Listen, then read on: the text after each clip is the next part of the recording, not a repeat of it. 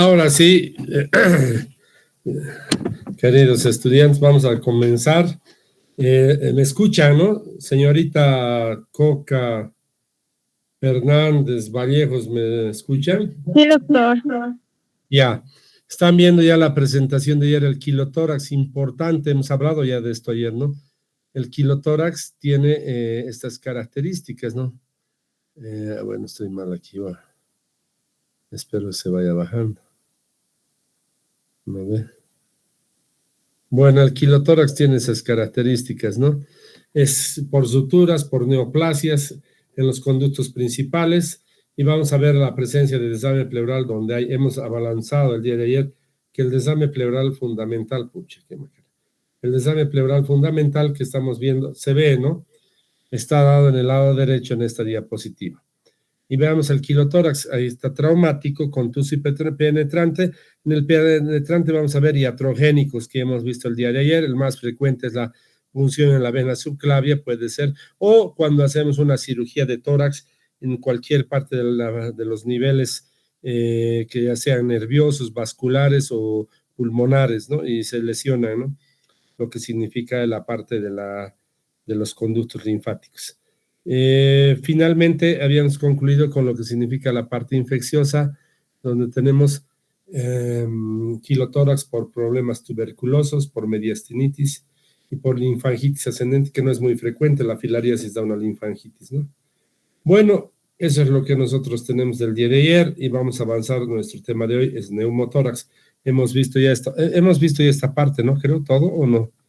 Perdón, no sé si me equivoco. Sí. Hemos visto todo neumotórax. Bueno, vamos a repasar un poco para repasar el neumotórax. El neumotórax es presencia de aire en la cavidad pleural que produce un contenido vacío y un colapso, sobre todo cuando es neumotórax hipertensivo, como está en estas radiografías, se ve el colapso pulmonar. Y obviamente aquí se ve la trama vascular y bronquial que se tiene del pulmón derecho, en el izquierdo no hay.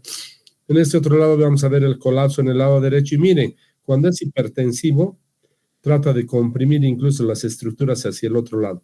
Hay neumotórax isotensivos que no tienen este problema, pero obviamente igual se produce un colapso que va a producir una disminución en la hematosis, ¿no?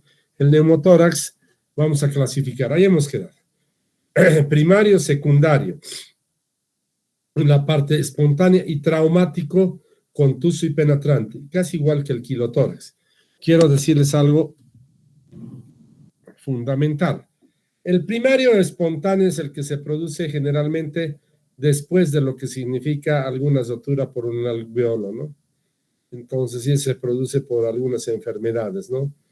Obstructivas, enfermedades pulmonares. Secundarias son cuando ya ha venido un problema que sea infeccioso, que sea un problema de contaminación ambiental, que sea un problema por un problema tumoral quístico o por un parásito, ¿no? Entonces vamos a ver qué es lo que sucede. Vamos a ver cuáles son los secundarios importantes, ¿no? La enfermedad pulmonar obstructiva, la enfermedad bulosa, ya sea por algún problema pulmonar, generalmente el neumococo estafilococo, por fibrosis quística, por neumocistis carini, por quistes congénitos, por fibrosis pulmonar idiopática que tenemos muy frecuente, por problemas de émbolos pulmonares. Esos son los secundarios.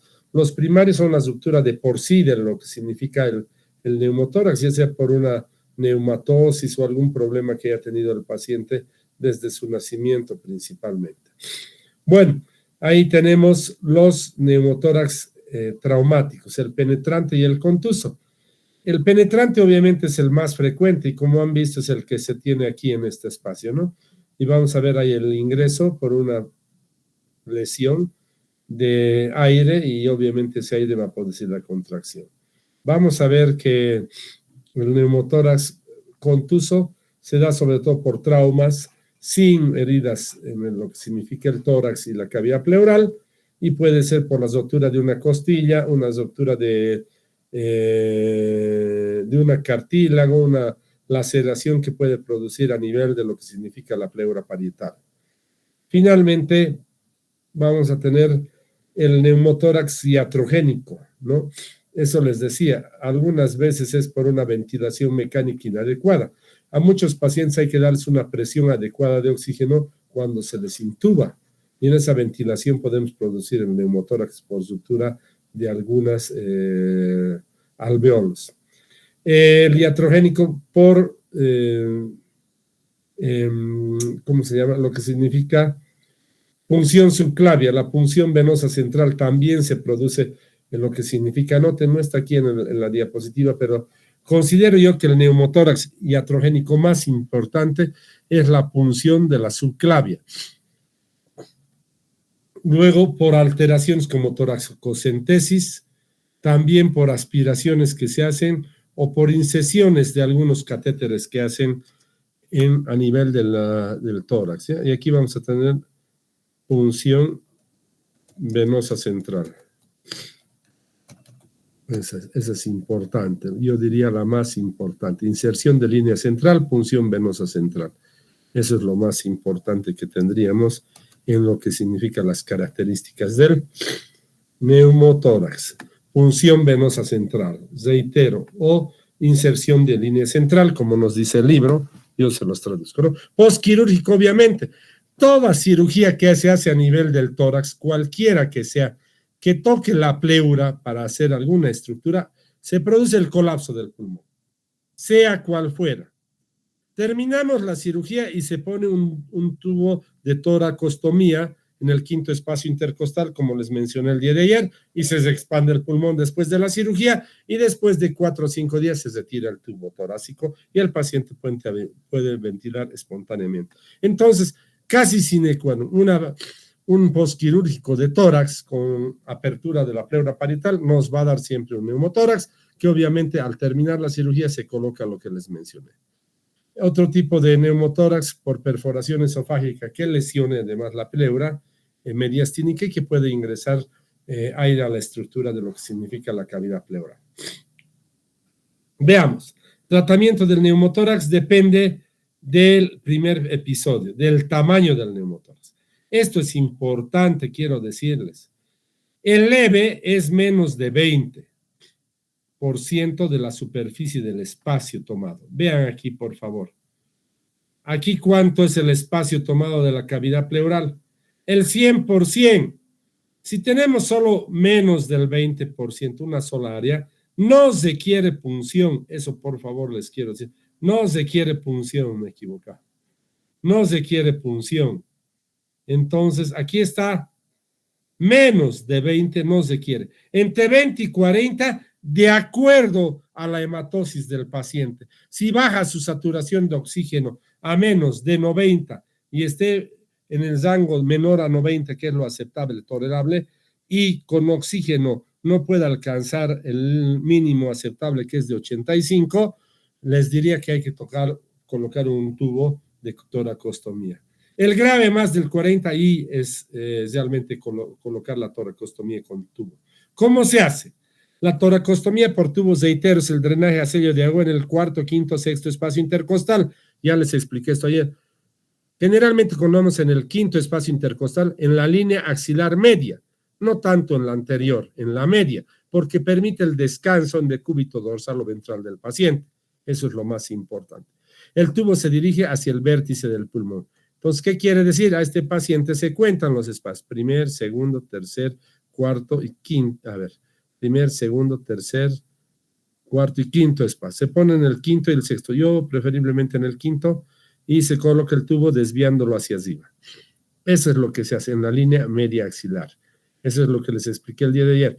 Cuando estamos en un lugar público, ejemplo, en una discoteca, ha sido apuñalado o le han baleado y tiene un problema de neumotórax, la parte rápida se puede hacer esto, descompresión con aguja de urgencias, una simple aguja hipodérmica, insertando en el segundo espacio intercostal, puede salvar la vida al paciente. Eso le hace hacer una válvula que luego va a permitir la reexpansión o la ventilación del pulmón parcialmente y va a evitar esto, que es lo que significa la compresión hacia el lado opuesto.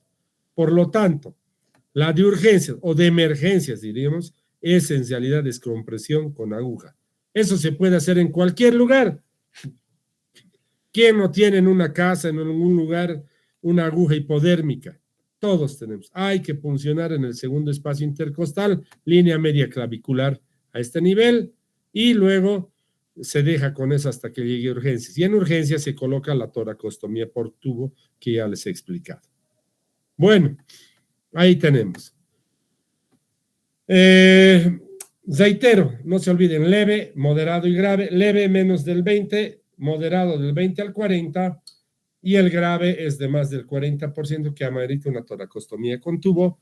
Los textos dicen más de 20, hay que colocar toracostomía con tubo. Yo les digo que lo que tenemos es la toracostomía con tubo debe ser limitada cuando la hematosis no es efectiva en el paciente, no tiene más de un 90% de oxigenación.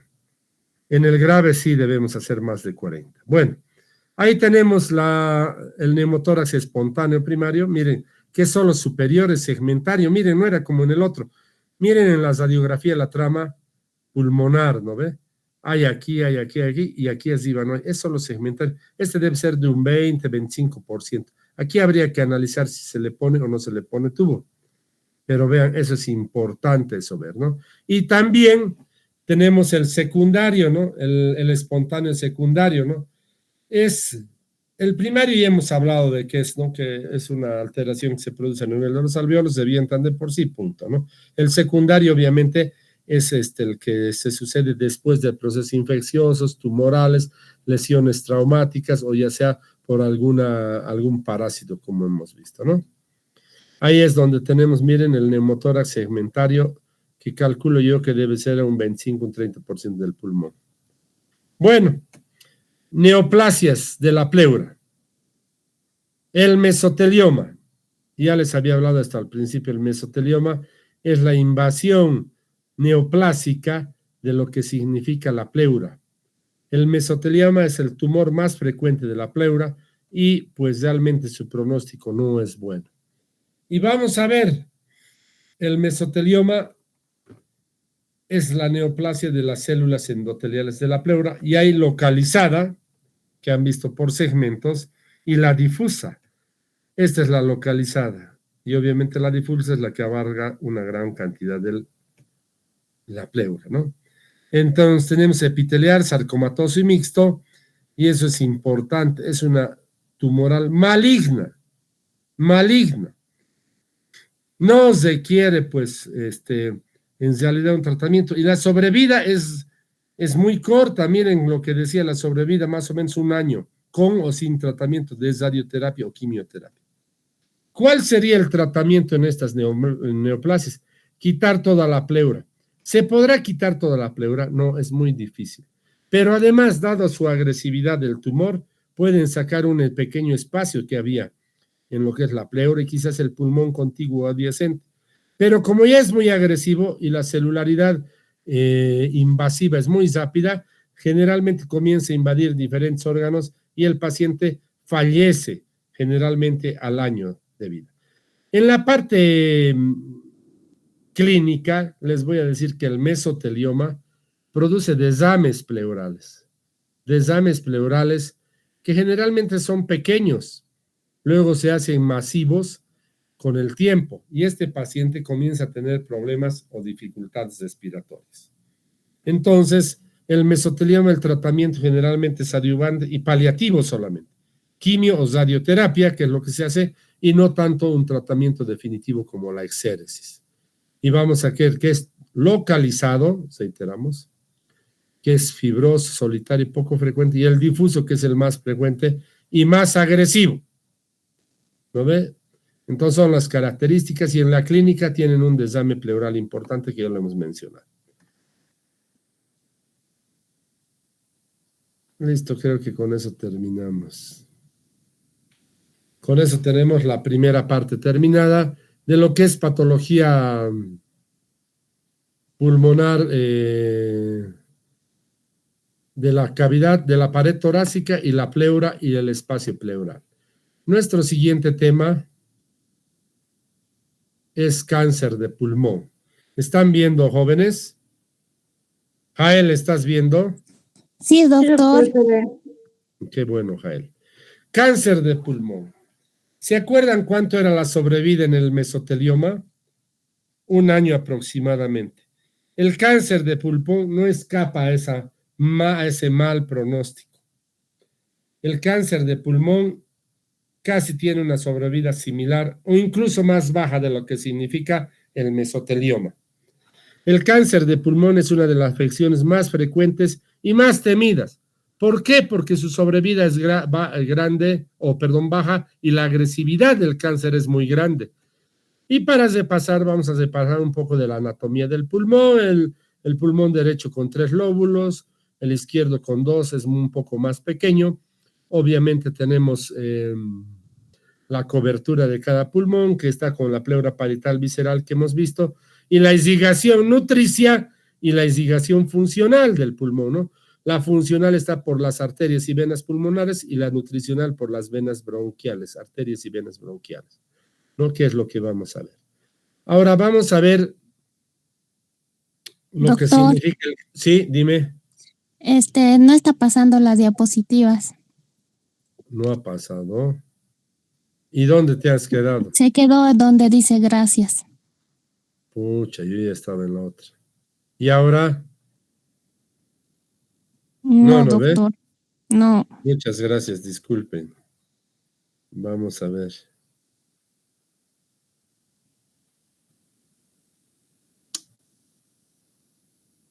Vamos a dejar de compartir. Y ahora vamos a ver. Bueno, ya estaba en otra ventana, ¿no? Pucha, no me da.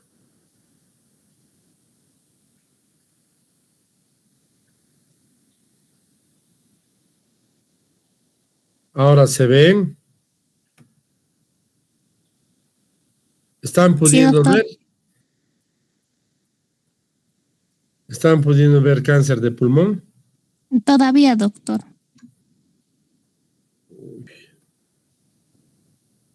A ver, permítame un ratito.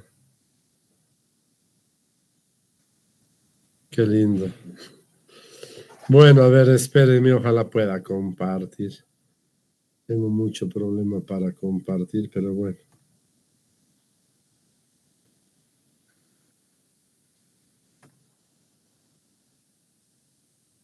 A ver.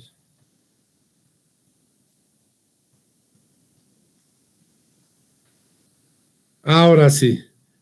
¿Están viendo? Sí, ¿no ven? No, doctor. Sí, ahora sí, doctor. Ahí está el cáncer de pulmón. Hemos hecho el repaso anatómico de los 3 lóbulos, los bronquios, la segmentación que está aquí. No es clase de anatomía, pero eso tienen que saber para hacer la disección. La doble circulación, la fisiológica por las arterias, venas pulmonares y la nutricia que está por los vasos bronquiales, ¿no? Y además, ¿por quiénes está? Por lo que significa el simpático y el parasimpático para su funcionamiento. El cáncer de pulmón, aquí está. Lastimosamente no tenemos pues una casuística propia boliviana y tenemos que ver del Savistone, ¿no? Lo que significa su casuística. El Savistone es americano, norteamericano de Estados Unidos de América. Entonces ellos han estudiado mucho más y obviamente sus publicaciones son las referencias. Nosotros tenemos una gran cantidad y les he dicho, la mortalidad es muy grande y muy rápida. La letalidad es muy rápida. Entonces, generalmente al año. Y lo que tenemos, la epidemiología de ellos, 30% de mortalidad por cáncer en Estados Unidos, es la causa más frecuente de cáncer, de muerte por cáncer. El diagnóstico se hace en el 14%, y miren cuánto calculan en todo el mundo, 4.8 millones de muertes. Factores de riesgo, están viendo, ¿no? Sí, los doctor, factores de riesgo son, ¿sí? ¿Ven? Jael. Sí, doctor. Sí, doctor. Ya, muy bien, ahí están. El tabaco quizás es la causa más frecuente de cáncer. El asbesto es otro, cromo, níquel. la radiación, los que trabajamos en hospitales, ¿no? Y esto es importante, el último y sexto, no sé si están viendo el cursor, exposición directa al humo, indirecta, perdón, al humo del tabaco. El otro día fue un acontecimiento. Obviamente ya hay área para fumadores y no fumadores. Los que no fumamos también nos exponemos al humo del tabaco y nos puede dar el cáncer, ¿no? ¿Y cuánto había sido el porcentaje del cáncer por tabaco? 75%. 1 por 4. En nuestro país yo diría que es un poco más elevado, porque las asbesto, las radiaciones son muy poco más frecuentes en los pacientes que tienen cáncer de lo que significa el pulmón. Bueno, un segundito, por favor.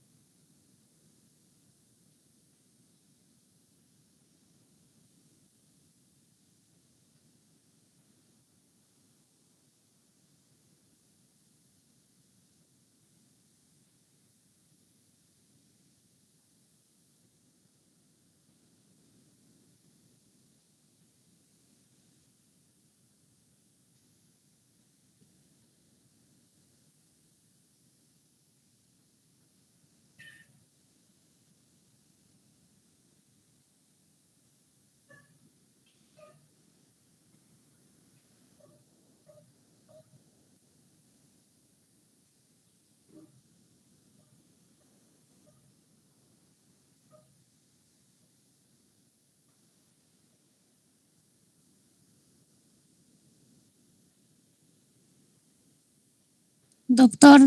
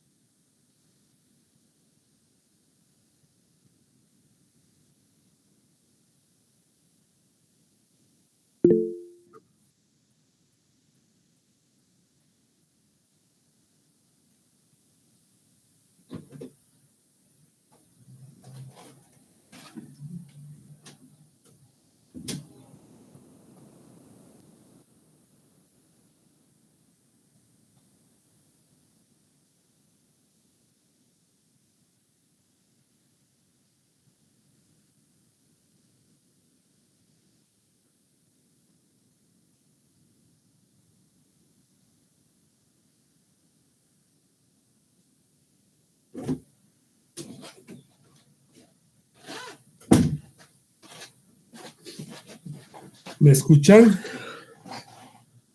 Hola. sí, doctor. Ya, entonces están viendo, la exposición indirecta al tabaco es una causa que está documentada en el mismo libro. Entonces tenemos el derecho, los que no fumamos, a no exponernos, ¿no?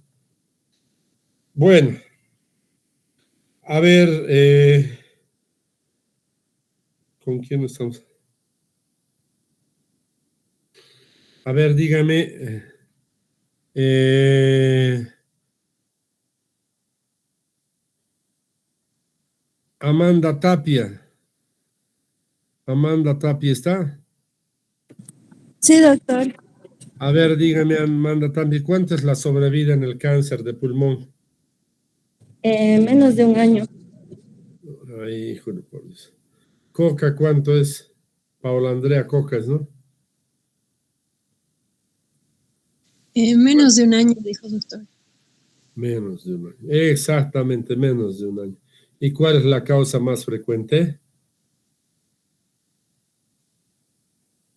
El tabaco, ¿no ve? El 75% en Estados Unidos. Aquí yo creo que es un poco más. Bueno, seguiremos avanzando. Para avanzar cáncer de pulmón, pongan estos 4 puntos de vista que son importantes. Como hemos hablado ¿se acuerdan del aspectus excavatum, de todo eso? Nosotros tenemos también una proyección que hacemos de acuerdo a lo que tenemos en la parte histopatológica, en qué parte del pulmón se presenta, cuál es el grado de agresividad y cuál es el tratamiento. En esos 4 puntos anoten, es importante. El tipo histológico, dónde se presenta, cómo es su agresividad y cómo es su tratamiento. Eso es lo que tenemos que ver, ¿no? El tabaquismo, ¿qué produce en la fisiopatología? Formación de núcleos atípicos, estratificación, aparición de metaplasia, carcinoma in situ y carcinoma invasor.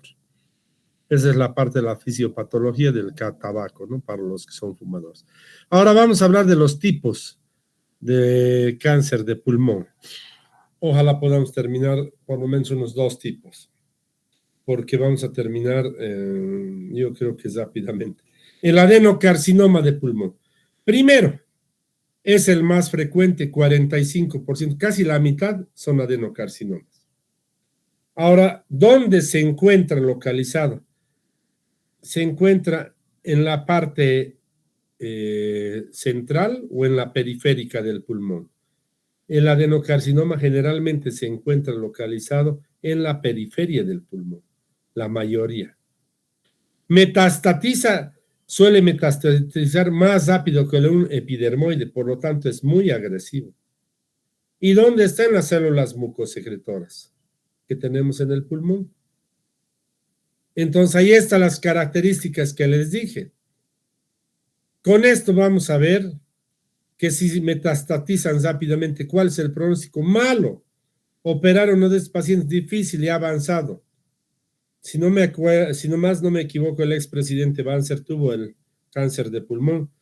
Él se dejó la presidencia al 3er año de mandato y luego se fue al Johns Hopkins Hospital en Estados Unidos, al mejor supuestamente, donde solo atienden a dignatarios de Estado, sujetos multimillonarios, etc. Su sobrevida ha sido exactamente de un año del expresidente. Un año en el mejor hospital. Entonces, ¿qué quiere decir? Avanza muy rápido, ¿no? Otro, carcinoma broncoalveolar, es una subcategoría del adenocarcinoma. Vamos a ver dónde se colocaba el adenocarcinoma, en la periferia o en la superficie o en la profundidad, ¿se acuerdan? En la periferia. Esto es característica. Tiene mejor pronóstico, deriva del adenocarcinoma. Puede ser múltiple o solitario y tiene también su tratamiento similar, es agresivo, aunque tiene mejor pronóstico. Y aquí tenemos fotos de esto, ¿no? O radiografías, de las radiografías de cáncer de pulmón. Puede ser un carcinoma o un adenocarcinoma. Todas estas son diapositivas del SAVISTOM. Veamos el otro, el carcinoma epidermoide. Pregunta, a ver, recuerde, ¿el adenocarcinoma es más agresivo o menos agresivo del epidermoide? Vallejos. Dijo que era más agresivo. No, el adenocarcinoma, sí, el adenocarcinoma es más agresivo que el epidermoide. Es más agresivo y es más frecuente, 45%. Pero vean aquí qué cantidad es el carcinoma epidermoide, 30%. Si suman los dos, casi todos son de este tipo y los dos son muy agresivos. Ahora, ¿en qué parte están? ¿En la periferia o en la región central? En la región central, principalmente. Entonces, hacen metástasis un poco más tardías. Hay la queratinización, que es la característica del carcinoma epidermoide, y se hace la detección fácilmente. ¿Por qué? ¿Cuál es la diferencia entre los centrales y los periféricos? Los periféricos, como el adenocarcinoma, están en la periferia del pulmón, pues de los alveolos y de los bronquiolos. Entonces es difícil de diferenciar clínicamente, mejores por radiología. En cambio, el epidermoide central, entonces, ¿dónde está cerca a los bronquios principales? Por lo tanto, ¿cómo vamos a identificar? Con un esputo. Aquí está. Eso es más fácil de identificar, el epidermoide. Otro, carcinoma de células indiferenciado de células grandes. Este es el subsiguiente en cantidades, 10% de los tumores, y entre los tres ya suman aproximadamente el 45, 30, 85%. Están en la periferia, por lo tanto no se identifican rápidamente, y tiene metástasis tempranas, más agresivo. Son células pleomórficas con núcleos vesiculares grandes, citoplasma abundante, por eso se llaman de esa característica. Por lo tanto, tienen un pronóstico malo, porque las metástasis son tempranas, están en la periferia, por lo tanto se identifican más tarde. Finalmente, carcinoma de pulmón de células pequeñas, microcíticos. El 20% del cáncer del pulmón, 80% en la parte central, por lo tanto, ¿se identifican en el esputo? Sí, se pueden identificar, pero es más limitado que el otro. El carcinoma epidermoide se identifica más fácilmente. Son muy agresivas las de células pequeñas, más que las grandes, y se encuentran colocadas en la parte central, diseminación temprana y un extensivo. En esto, yo diría en la mayoría, no hay un tratamiento quirúrgico, porque generalmente cuando se detectan, hay metástasis a todo lado. ¿Qué es lo que se hace? Quimioterapia o radioterapia directamente como paliación. Bueno, el metástasis del cáncer de pulmón, para terminar, con esto vamos a terminar, por favor, va directo a los bronquios, a la pared torácica, a los vasos pulmonares, al pericardio, al diafragma, a la vena cava, a los nervios decusentes, al esófago, y va por diseminación linfática hacia el mediastino. No se olvide, puede haber diseminación, ¿a dónde? A la pleura, eso es importante, o pared torácica, rápidamente. Vamos a ver también que hay a distancia metástasis por vía hematógena, que es al hígado, suprarrenales, hueso y cerebro, y les diría que es la segunda causa más frecuente de metástasis a hueso. La primera es la de mama, que vamos a ver luego en lo que nos toque cirugía de tórax de mama. Bueno, hasta aquí tenemos. Muchísimas gracias por la atención. No hemos terminado cáncer de pulmón, pero vamos a terminar el día de mañana. Ahora ya está manejando la computadora que sirve y voy a poder comunicarme fácilmente. Muy buenas noches, distinguidos alumnos o estudiantes, y mañana nos vemos a la misma hora. Buenas noches. Hasta luego, doctor. Buenas noches. Buenas noches.